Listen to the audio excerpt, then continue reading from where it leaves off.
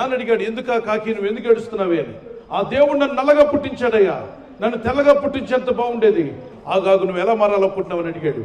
హంసలాగా తెల్లగా మారాలో పుట్టాను. అయితే ఒకసారి వెళ్ళి హంసను అడిగి చూడు, హంసకు మనశ్శాంతి ఉందేమో, డిప్రెషన్లో ఉందో సంతోషంగా ఉందో చూడమంటే హంస చెప్పింది, ఈ ప్రపంచంలో ఎన్నో రంగులు ఉండగా ఆ దేవుడు నాకు ఎందుకో ఒక తెల్ల రకం మాత్రం నా ముఖాన్ని పడిస్తాడు, నాకైతే మనశ్శాంతి లేదు. నేను ఏమనుకుంటున్నానంటే, చిలకను చూడు, ప్యారెట్గా అనేక రంగులు ఉన్నాయి, ఈ తెల్ల రంగుతో బోరు కొట్టిందంట దాన్ని. కాకి చిలక దగ్గరికి వెళ్ళి అడిగింది, ఆనందంగా ఉన్నామంటే అసలు ఆ తప్పు చేసినట్టున్నాడు దేవుడు, అనేక రంగులు నాకు ఇచ్చాడు కాబట్టి వీళ్ళందరూ ఈ మనుషులు నన్ను పట్టుకొని పంజరాల్లో పెట్టేస్తున్నారు, నిన్ను ఎవడు పంజరంలో పెట్టడు, హ్యాపీగా తిరుగుతున్నావు, స్వతంత్రం ఉంది, నీకు ఫ్రీడమ్ ఉంది, నీలాంటి బతుకు నాకు లేదని బానిసైపోయినని నేను బాధపడుతున్నాను చెప్పి.